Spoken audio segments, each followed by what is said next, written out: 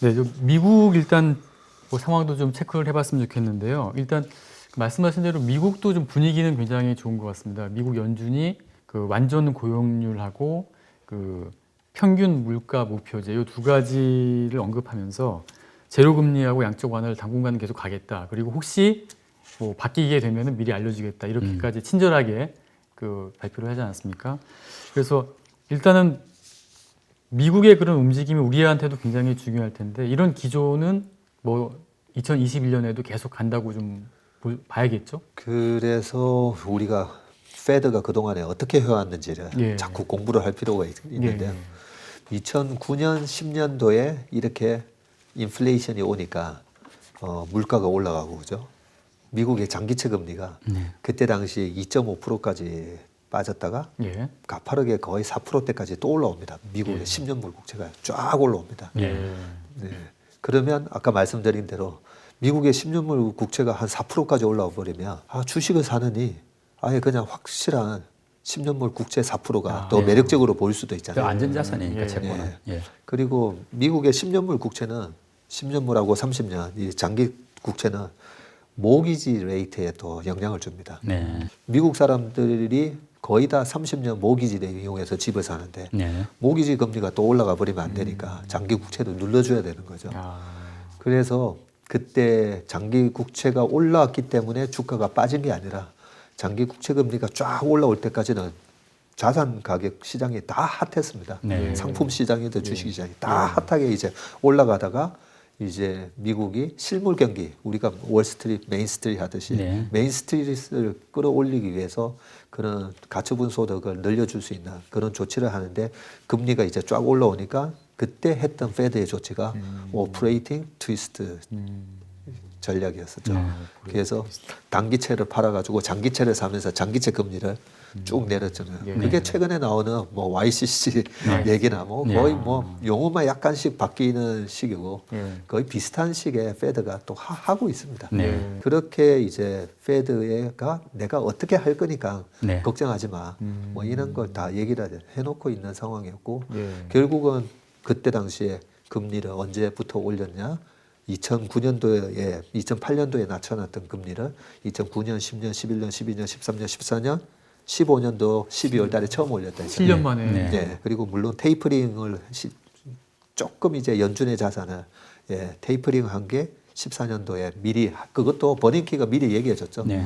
테이퍼링을 우리 할 거니까 너네들 준비해 하면서 그런 얘기를 친절하게 해줬고 그 테이퍼링이 있고 나서 14년, 15년도에 유가가 다시 한번 26불까지 박살나게 되죠. 네. 그때 이제 중국 경제가 휘청거리고 예. 홍콩의 지수가 14,000에서 7,000 가고 그래서 말씀해 주셨듯이 결국은 페드가 야 이제 좀 조심해 네. 할 때까지는 좀 괜찮다라고 볼 수 있을 것 같아요. 그 장기 국채 금리가 일단 10년물 같은 경우에 0.95, 0.91 뭐 이렇게 해서 왔다 갔다 하고 있는데 요게 지금 1%도 안 되는 이런 상황에서면은 그냥 뭐 안심하고선 그냥 있어도 되겠네요. 예, 저는 그렇게 생각합니다. 네. 그 이제 지금 미국 주식 상황을 좋게 보시는데 또 의회에서 이제 9천억 달러 정도로 이제 말하는 미국 여야가 그 추가 경기 부양책 근접했다. 이것도 뭐 좋은 소식으로 호재로 좀 꼽히고 있던데요. 문제는 미국 1월 5일 날 조지아주 상원 선거에서 이제 공화당이 이기느냐 민주당이 이기느냐에 따라서 이제 상원을 누가 장악하느냐가 정해지지 않습니까? 어떻습니까? 지금 상원을 민주당이 이제 장악했을 때 또 공화당이 장악했을 때 이때 경우의 수에 따라서 어떤 주식시장의 영향은 어떻게 나올지 한번 설명을 들었으면 합니다. 조지아주의 상원의원 투표 결과가 어떻게 나올 거다라는 얘기는 이제 절대 안 하겠습니다. 그건 아니고요. 지난번에 박빙이래요 지금 박빙. 예. 지난번에 제가 여기 나와서 왜 이번에 트럼프가 될 확률이 90%인지 네.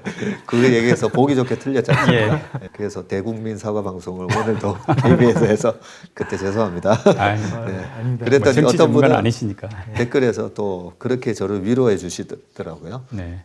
아니 100%라고 했으면 틀린 건데 네. 90%라고 얘기했기 때문에 10% 확률로 이번에 된 거다. 네. 대국민 사과 방송 하지 마세요 하는데 어쨌든 틀린 거는 틀린 겁니다. 저는 된다라고 많이 믿고 있었기 때문에 그래서 이 부분도 제가 겁이 나요. 혹시라도 조지아 주 상원 의원이 또 민주당으로 다 되면서 진짜 이게 블루 웨이버가 완성이 돼버리면 그러면 여기에는 저는 시그장 충격이 있을 수 있다라고 보고 있습니다. 네. 왜냐하면 바이든은 어떻게든 코퍼레이트 텍스를 법인세를 28%까지 다시 올릴 거다라고 얘기했기 때문에 주주의 몫을 정부가 떼가는 거거든요. 그러면 주가는 그만큼 못 올라갈 수밖에 없습니다. 그게 우리는 그래도 상원에서 공화당이 잡고 있으면 그런 법안이 올라와도 비토를 놓을 거다라고 기대를 하고 있는데 그게 안 되는 거죠. 거기다가 무슨 민주당의 반독점법 이런 걸 올렸을 때 그런 것들이 견제 세력이 없어지는 거죠. 그렇죠. 그런 부분 때문에 심리적으로 영향은 분명히 줄 것 같습니다.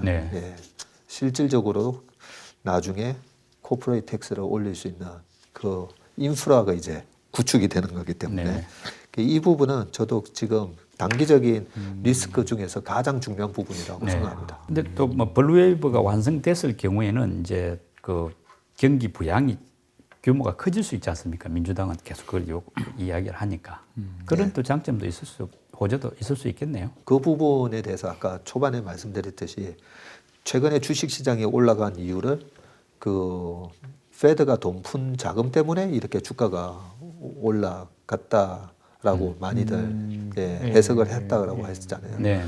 그래서 저는 사실 9천억이 됐든 아니면 안 했든 아무 상관없다라고 저는 생각해요.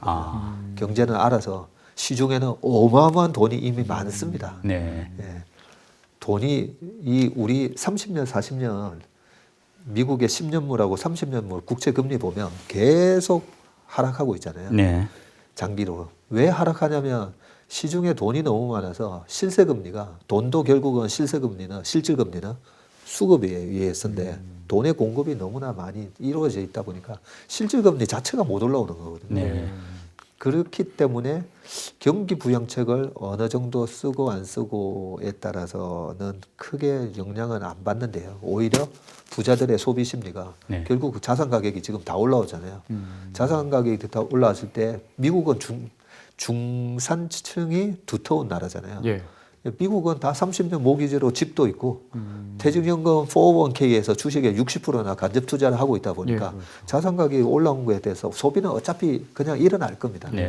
그걸 갖다가 6천억 달러나 9천억 달러나 그거는 밑에 서민들에 대한 지원책인데 서민들에 대한 부분으로 주식시장을 해석을 하는 게 조금 어렵습니다.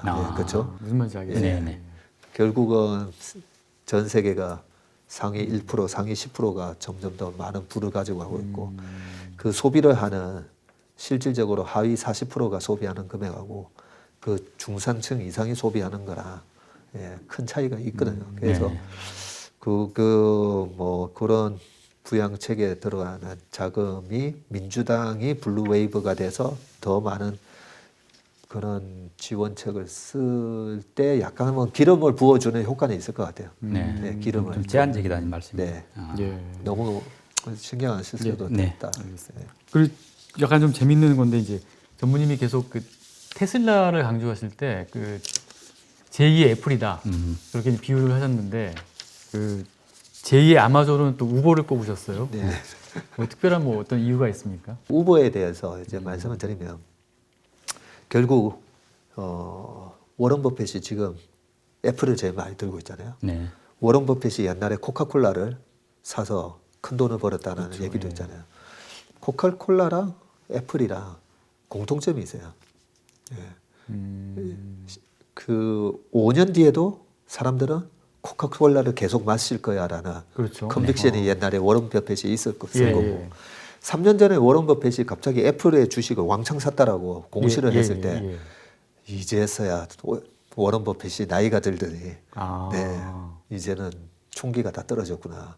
저렇게 비싼 주식을 산다고 욕들을 많이 했어요. 가치 투자자가 저렇게 비싼 주식을 사는 거 보니까 이제는 총기가 떨어졌구나라고 했지만 결국은 엄청 올랐죠. 엄청나게 했잖아요. 네. 역시 워런 버핏이다는. 네. 그러면 애플이라는 주식을 저렇게 비싼 가격에 왜 샀을까? 아, 워런 버핏이 봤을 때는 사람들이 3년이 지나든 5년이 지나든 애플을 계속 쓰겠구나. 아, 네. 그러네. 네, 거기에 대한 코카콜라랑 비슷한 맥락으로 봤다고 생각합니다. 예. 여기서 제가 말씀드리려고 하는 게 바로 브랜드 파워고 고객의 브랜드에 대한 로열티를 말씀드리는 거거든요. 네. 이거는 눈에 안 보이는 거잖아요. 예. 눈에 안 보이기 때문에 제표 아무리 뜯어봐도 안 나옵니다. 그렇죠. 예. 그죠? 예. 이게 플랫폼 기업의 그 또 무형의 가치랑은 또 다른 부분이에요. 네. 얼마나 내가 여기에 대한 로열티를 갖고 있느냐가 왜 중요하냐면요. 매출을 예측을 할 수가 있기 때문이다. 그래서 주식시장에서 PER, PBR 하는 이는 멀티플이라고 하잖아요. 네. 예. 이익에 대해서 얼마를 곱해주고 순자산에 대해서 얼마를 곱해주고 근데 얼마를 곱해주는 게 맞는 건가요? 네. 그게 멀티플인데 멀티플에 있어서 교과서에는 나오지는 않는 얘기지만 제가 26년 정도 주식을 하다 보니까 이 이익에 대한 미래 이익에 대한 네. 미래의 캐시플로우에 대해서 얼마나 우리가 예측 가능하냐. 네. 네, 그걸 우리가 이제 feasibility라고 예. 하고요. 네. 뭔가를 한다고 했을 때 그게 그렇게 수익이 나중에 매출이 일어나서 이루어질 실현 가능성, 네. feasibility라고 하죠. 이 두 가지에 의해서 멀티플이 저는 결정이 된다고 보거든요. 예. 그렇게 봤을 때 애플이라는 어마어마한 로열티, 그 애플이라는 엄청난 로열티로 그동안 사람들은 맥북을 썼었고 예. 아이팟이 나왔을 때 아이팟을 사기 시작했고요.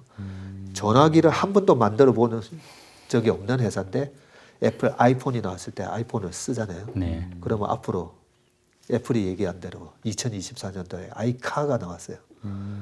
그러면 저는 애플을 쓰는 사람들은 다 아이카를 살 거라 생각합니다. 아. 예, 그러지 않겠습니까? 예. 우버가 과연 애플과 같은 그런 식의 그 뭐랄까 미래의 가치에 대한 신뢰를 좀 주고 있습니까? 예. 그래서 제가 작년에 굉장히 놀랬던 거죠.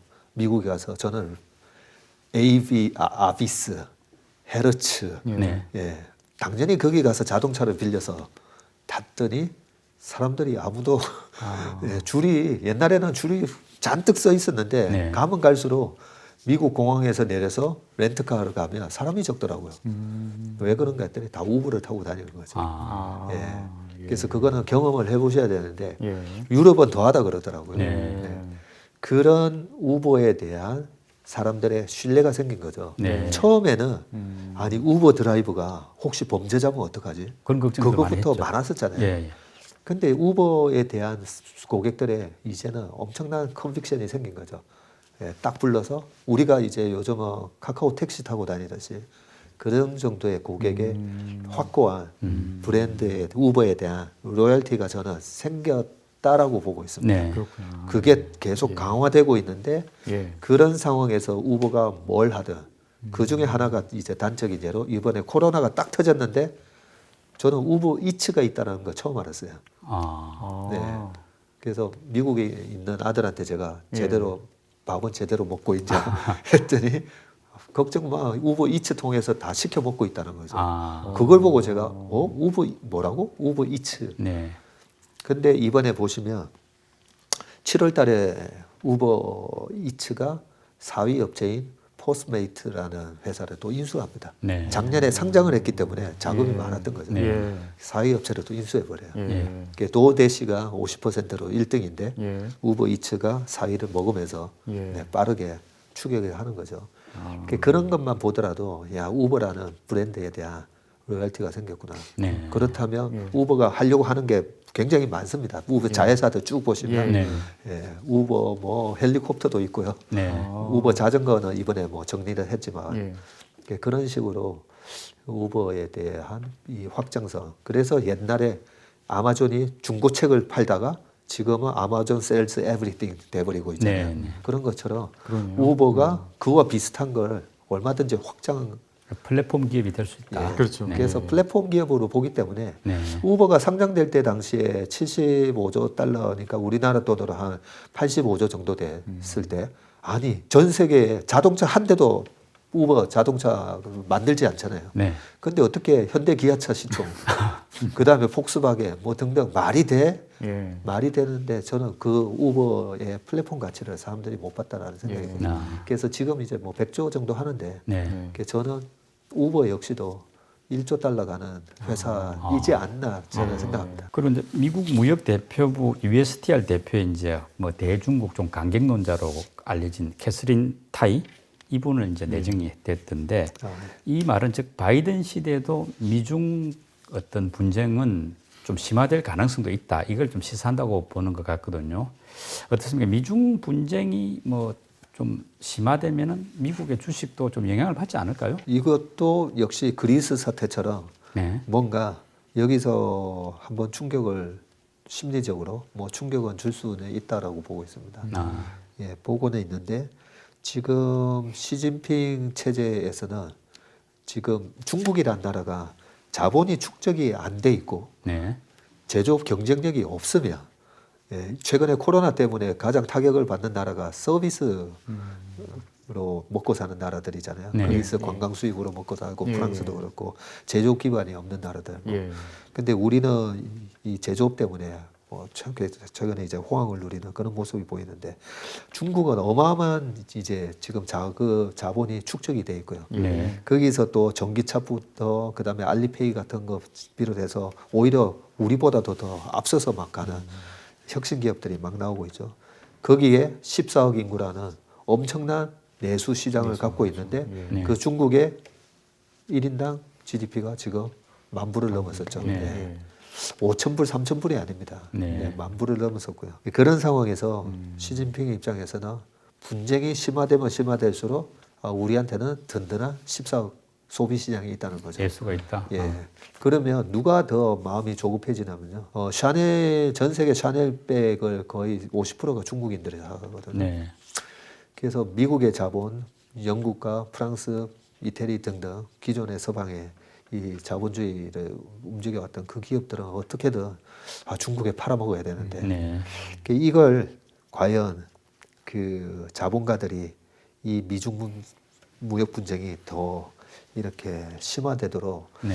놔주지는 않고 견제를 할 것 같아요. 아. 미국은 상원, 하원 이런 네. 제도가 있기 때문에 그래서 저는 어느 정도 계속 정치적으로 계속 이용은 해먹겠지만 이걸로 인해서 경제가 무너지게끔은 하지 않는다. 않는다. 그리고 예. 트럼프가 이번에 잘린 이유가 저는 이 미국의 자본가들이 예. 트럼프 너무 저러다가 선을 넘을까봐. 예. 예. 그러면 이 교육에 문제가 생기면 대공황 때 네. 1930년대 스무트 홀리법 같은 식으로 네. 되면서 미국의 주가가 78% 폭락하고 네. 그런 일이 발생하는 거거든요. 예. 그래서 이번에 트럼프를 손절매했나? 뭐 저는 그런 생각이 듭니다. 과거 사례를 보면은 이제 뭐 환율 전쟁, 무역 전쟁 할 때 미중 간에 붙지만은 이제 우리나라가 딱 중간에 끼어가지고 네. 그때 보면 항상 우리나라 증시가 떨어졌거든요. 네. 지금도 이제 바이든 만약에 이제 행정부가 들어서면은 초기에는 이제 중국과 밀월 관계를 유지하다가 빠르면 뭐 하반기부터는 공세를 취할 것 같은데 그럴 경우에는 우리가 가장 타격을 받지 않을까 그런 우려가 있습니다. 그래서 예. 그것도 마찬가지로 좀 조정 비슷하게 해서 떨어졌다 다시 회복될 거로 좀 보시나요? 그러면? 조금 좀 너무 낙관적으로 제가 말씀드렸는데 정말 미중 무역 분쟁이 좀 생각보다 심하게 진행됐다라고 했을 때 중국은 어쨌든 내수라는 기반이 있다 했잖아요. 네.